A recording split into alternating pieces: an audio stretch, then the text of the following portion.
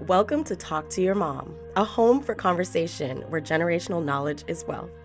I'm your host, Keyaira Kelly, writer, producer, speaker, and advocate for all things woman. And I will be joined by my mother, Tarawoner Kelly, life coach and founder of TYL Foundation. We're going to discuss some transformative topics and have some vulnerable conversations about life, love, and growth.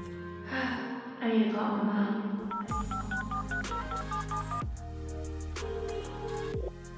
Hey, Hey, Mama. how you doing? Mama, I got something to tell you. Hello, Keyaira. Hey, Mama. Can we talk? You just never do that. I do say that.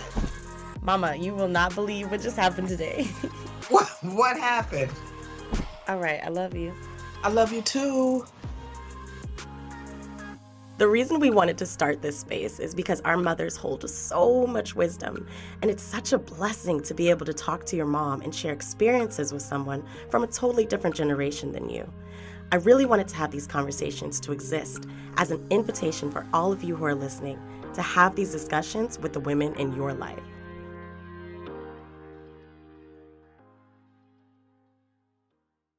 Welcome back to Season 3, Episode 3 of Talk to Your Mom. I'm here with my mom. Hey, Mama. Hey. And we're back after a brief hiatus. We took some time to honor the grief that we were moving through. And so we figured to be authentic to what not just we're feeling, but we're sure a lot of people are feeling. We wanted to just talk about grief. We wanted to talk about loss, not just the loss of a loved one through death, but also the loss of an identity, the loss of friendships. How do we manage loss? So, as always, I'm joined by my mama. Hey, girl. Hey. And I would love for you to just get into what's in your journal a bit. When we were practicing, I heard you speaking. So, yeah, what are your first thoughts on grief, Mom? Wow.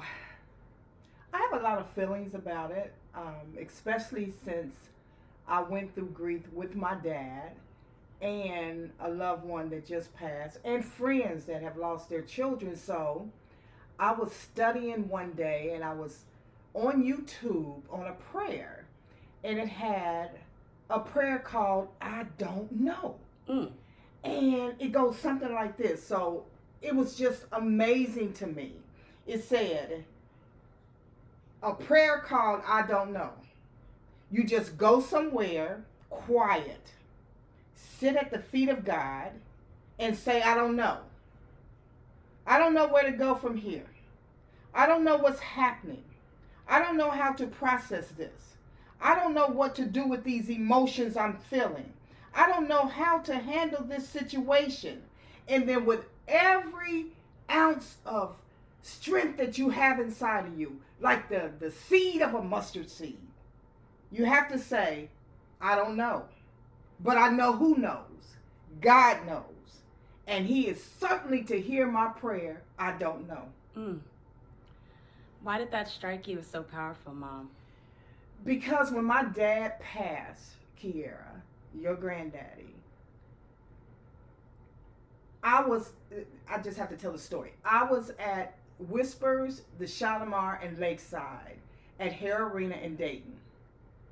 And I was feeling like something wasn't right. I was feeling a pull inside of my spirit, but I didn't call it spirit at that time, but I didn't know what was going on. And I spent the night at my mom's and my dad's house, because if they was watching my daughter, you still had to go to church the next day. Okay. It didn't matter.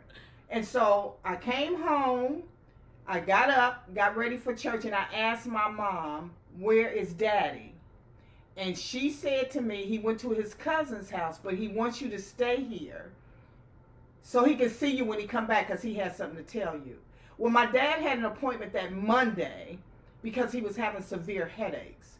I came in the house, I looked for my dad, he wasn't there. I went home, and by the time I got home, I got a phone call from my mom, and I could hear it in her voice, something had happened. She said, come back, quick. And I knew in that moment, my dad was gone. And there was nothing I could do. I just the the the sort of pain that was in my spirit and in my heart was, it just tore me to pieces. Now, moving forward, it took me 15 years. A lot of times people say, you just got to get over it. You got to get over it. Everybody grieves differently. Nobody grieves the same. I would never, ever tell another person how to grieve. I would never tell a person that lost a son or a daughter how to feel about it, because that hasn't happened to me. So I don't like it when people come up to you if they haven't experienced any kind of loss, traumatic loss. Just keep your mouth shut. I agree. And I think that might be one-on-one for mourning, is to pick strategically the people that you break in front of. One of the hardest lessons I've had to deal with is that not only does not everyone understand what you're going through, but not everyone has the right words to comfort you through a moment of complete devastation, a moment of I don't know. Yes. And I found myself being more hurt seeking comfort from people who couldn't comfort me or understand me than just hurt with being by myself. So that's the first thing I would say about grief is, if someone hasn't experienced that particular loss that you have gone through, it's going to be really hard for them to find words. And also, words don't cut it. It doesn't. At the end of the day, sometimes you just need somebody who's going to sit with you in the dark and in the quiet and the I don't know, and just hold space for you and be strong for you. But that would be the first thing, because, and you know, I know a lot of people may be uncomfortable with this, but I've been learning that it's better for me to mourn privately. You know, I am a wailer. When I am mourning about anything, whether it's death or loss of a friendship, I really got to sit in a room and scream, wail, ah!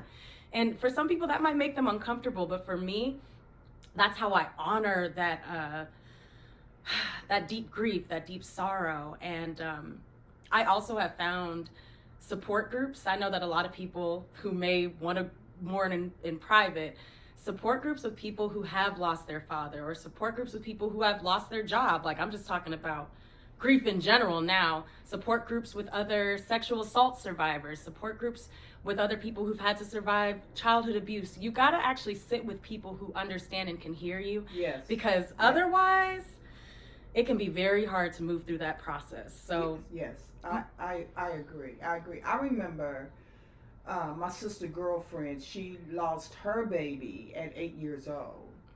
And it was so many people in her house. It was so much rustle and bustle going on. And I pulled her to the side and I said, I'm leaving. And she looked at me, because I'm the sister girlfriend.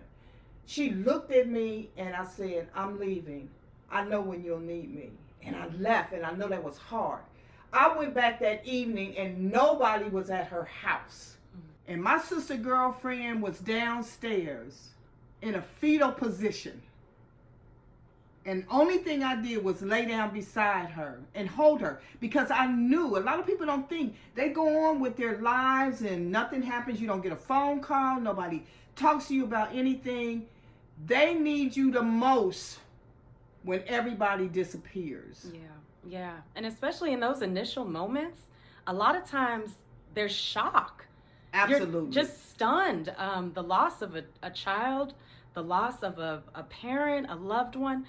The first stage for some people is just being stunned. And so I love that you had the wherewithal to know to come when the house got quiet, because I think that's what a lot of people forget. You know, when a death initially happens, everybody's showing up with cakes and cookies and ice cream and food and prayer. But when the house is silent, that's a totally different ball game. And so for you, you know, just speaking through moving through the death of your father, what were some coping skills that you used? Whew. Well, because I had a strong foundation in God, I prayed to him in anger, because my daddy was gone and I was his cookie. My daddy never called me by my name. He always called me Cookie. And so the longingness that I felt for him was unreal. And I'm going to be honest, at that time it wasn't therapy. It wasn't anybody else that I could go and talk to. And my mother I don't even know how she dealt with it because I didn't see her cry, but I knew she had a strong faith in God. So the only thing I can say at this point, I had to just go through it. Yeah. I had to go through it. And for years, even this year on June the 23rd, I was feeling so low, and I said, oh, it's his birthday. And so for years and years and years and years, I was still processing it. Yeah. I was processing it. And even when I finally went to the grave where my dad was buried, it felt like I was still in the funeral procession. Yes. Yeah. I felt like I was in the car going to the same place on that date. And my mother said to me, are you sure you're ready? Yeah. And I said, yes. And I went and I knew exactly the spot he was at. But it took me 15 years. Yeah. And that's the biggest thing, is just really having patience with yourself in the grief process. And grief is not linear. It's not just sad, sad, sad, and then happy, joy, joy, and then the grief never comes back. No, it comes in waves. And to be able to have patience with your process through every single wave and hit, because for me, it'll be like I'm just sitting, making my tea for the day, getting some of my yoga stretches done. And even now, I'll think about my cousin and it'll just whoosh, wash over me. And all of a sudden, I'm just in tears. And grief is consuming. And so even to be able to set aside space to let that wave wash over you, I know for myself, meditation is where I find a lot of solace, because even when I'm doing my meditations, if I come upon a pocket of grief, I can really weep and cry and rage in that moment and get it out. And for our listeners right now who don't know, when you're crying, it literally releases stress. There's a stress hormone called cortisol, and it runs through our bodies. And when you're crying, cortisol actually is eliminated, starts to be eliminated from your body. And so tears to me are huge. And I say this for everybody listening. If you're a crier, do not suppress your tears. Do not suppress them. And I know it can be hard when we're going through our day-to-day to really let that wave hit you and consume you. But I remember one of the best tools I got from my therapist is she told me, even if you spend the first hour of your day on the floor in tears, you can still have a good day. Absolutely. And you know what? I call tears liquid prayers. Because a lot of times when you're crying, you're not talking. Yeah. So the tears are liquid prayers. And the best thing about it is when you finally finish those droppings of tears, things happen. Just like you said, it changes the trajectory of your mind. Yeah. So it makes you feel better. It's almost like a release valve. Release valve. Yeah. So do not suppress the tears. And I'm just going to pivot just a little bit, because a lot of times when people talk about grief, they talk about death, the loss of someone that they love. I would like to talk about the loss of an identity. I had a traumatic incident a few years ago that completely changed the trajectory of my life. It was a completely disabling moment. I had to go on disability leave from work, from a job that I felt like I was on fire for. And suddenly, the thing that I pride myself on the most, which is my editing and my writing abilities, I was disabled from being able to do that. The only way I was able to crawl myself out of that was literally through the strength of the Holy Spirit. Because what happens is, especially when we become dependent on certain roles, like for me, I was dependent on my writing and editing for my identity as a person. Now, once that ability was out of my hands, I said, well, who am I? And to make matters even worse, when you go through a traumatic incident and you are disabled, your brain isn't working the same way. So I couldn't even show up for people the same way I wanted to. I couldn't be as comforting. I couldn't be as loving, because literally every single resource inside of me had to go towards me in order to save myself. You know, when you're flying and somebody says you got to put your oxygen mask on first. I was in a moment where I literally had nothing to give to anyone. And that led to not only the disillusion of an important job for me, but also friendships who couldn't manage me when I wasn't being the happy-go-lucky person, or couldn't manage my personality when I was a little more irritable or angry, just because I was moving through something. And so that is just a moment when the tower completely collapses and falls. And going through that, I think a lot of times people, especially when it's a mental disability, people will look and you still look the same, right? But what's going on inside is its own tornado that a lot of people, especially with mental health issues, they don't have empathy for. So I just also want to just extend out to anyone who's going through anything like that to know you're seen, you're heard, you're understood. If you have the ability to go to therapy, please do. I think that those who are privileged enough to have access to those resources, they owe it to their community to heal themselves. Because without God and therapy, I wouldn't have survived that. Because it's one thing to lose something that you feel like is not a core identity, a part of you. But for me to feel like I couldn't actualize my gift on this earth anymore, it almost took my life. And so there's a lot of people who are going through those types of transformations. And I highly recommend journaling if you're one of those people, just so that you can witness your own progress and also so that you have a safe place to get those thoughts out in case you don't have therapy or don't have access to those things. All those things are absolutely true. And people can have so many different forms of grief. Yes. You know, like you said, it doesn't have to be death. It could be a loss of a job. It could be loss of a friendship, like you said in the beginning. All types of things. Financial loss. Oof, that's let's a talk big about one. That. That's a big one. But one of the things that I started looking at, especially after my nephew passed, because it was important for me to be aware of the strategies to help my sister, my sister-in-law. So, but it goes for anything. It does not just, it's just not death. It goes for anything. So the strategies that I wrote down in my journal was, you just got to move through the grief. Allow yourself to grieve. Crying, anger, just like you said, depression comes, acceptance, writing. Grief can be stressful. Yes. It can be stressful. That's why they say join a support group. There are so many support groups for different things of grieving. You just have to find the one that's for you. Yeah. Because maybe your best friend, if she has never experienced it, she won't or he won't know how to navigate with you. You have to have somebody that was just a listener, not somebody that keep interjecting. Yeah, into your conversation where you can't get it out. I have had people do that. If I'm talking, then they all of a sudden start saying, and I'm telling you, my eyes go up in the air and I say, well, that's not why I was talking to you. Right. So you got to think about that and try to do something for yourself, even when you don't feel like it. Just do something for yourself to actually take you, to pivot you from what you're seeing.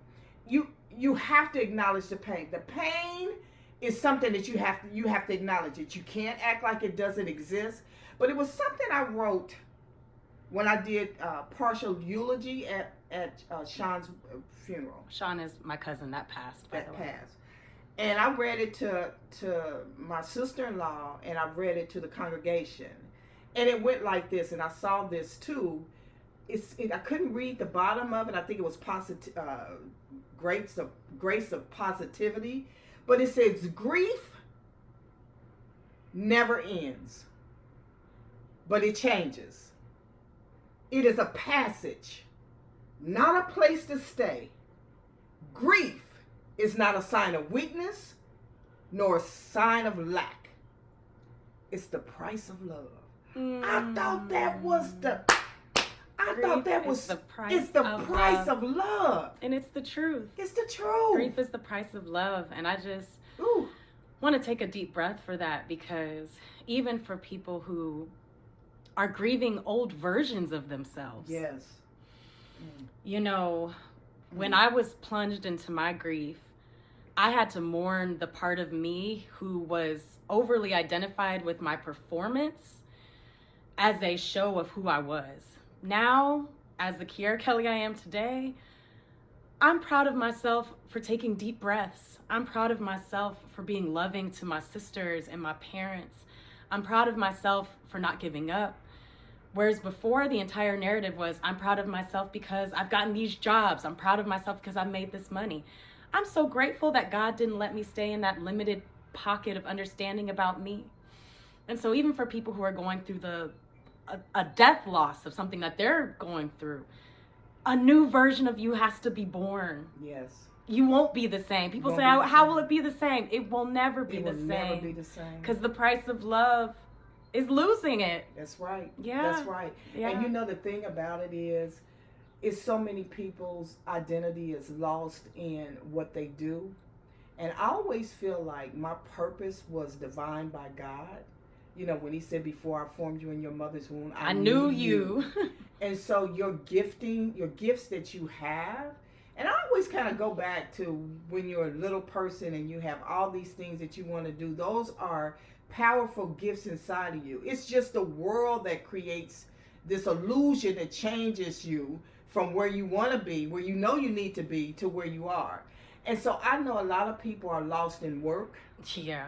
They can't identify with anything but work. Yeah. I know people that are lost because they can't even in a marriage. There is two people in a marriage, a man and a woman. You are totally different. We think differently. But sometimes even in a marriage, one can get lost in a marriage. Yes. I want to always have the identity that I had from the time I met you to the time I leave this world.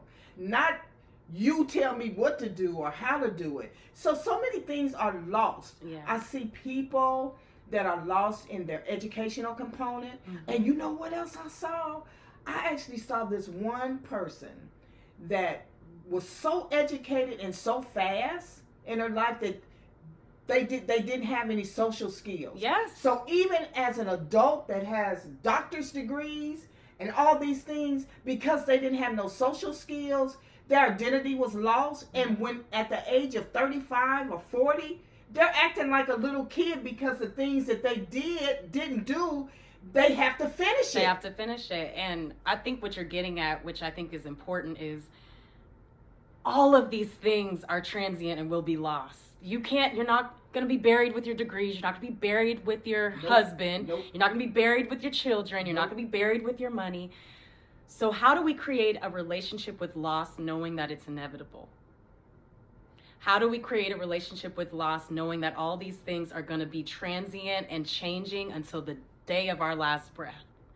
And so I think some of these tools that me and my mom brought up, going into a room, shutting your door and screaming, being strategic about who to cry in front of, understanding that God is the ultimate comforter at the end of the day. All of these strategies and tools are not just for managing in moments of devastation, but also day to day, letting go and bringing in. So I want to thank you all so much for tuning in to this episode of Talk to Your Mom. I pray that we gave you strategies on how to manage loss and grief, and we'll see you next week. Bye-bye. Bye. Thank y'all so much for tuning in to this episode of Talk to Your Mom. And we want to hear from y'all. We hope that you go out there and have these conversations with your mother.